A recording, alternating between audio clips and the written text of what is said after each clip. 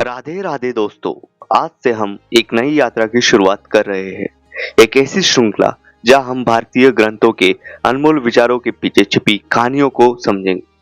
और इस श्रृंखला की शुरुआत हम भगवत गीता के सबसे प्रसिद्ध श्लोक में से एक से कर रहे हैं। कर्मण्यवाधिकारस्ते मा फलेषु कदाचन।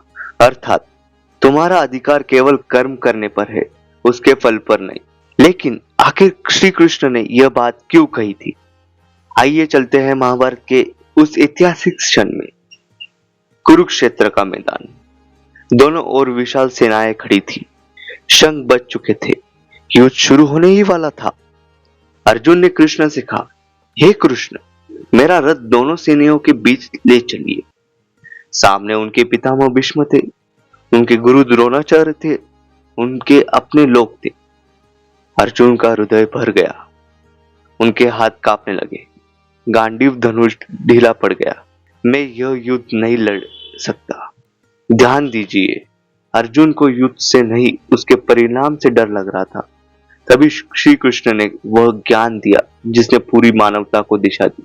कर्मण्यवाधिकारस्ते मा फलेषु कदाचन। तुम्हारा अधिकार केवल कर्म पर है, फल पर नहीं।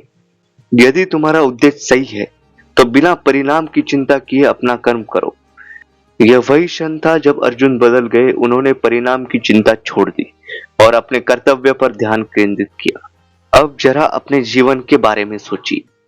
एक छात्र अंकों की चिंता करता है, एक व्यवसायी लाभ की चिंता करता है, एक क्रिएटर न्यूज की चिंता करता है।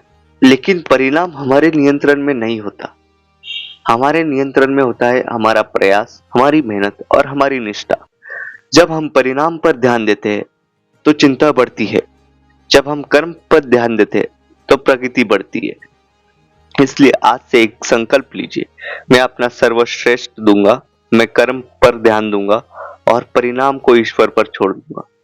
अर्जुन महान इसलिए नहीं बने कि उन्हें जीत की गारंटी थी, वे महान इसलिए बने क्योंकि उन्हें अपने कर्तव्य को अपने डर से बड़ा बना दिया था। जय श्री कृष्ण। आज के लिए इतना ही, मिलते हैं आपसे अगले एपिसोड में। तब तक राधे राधे।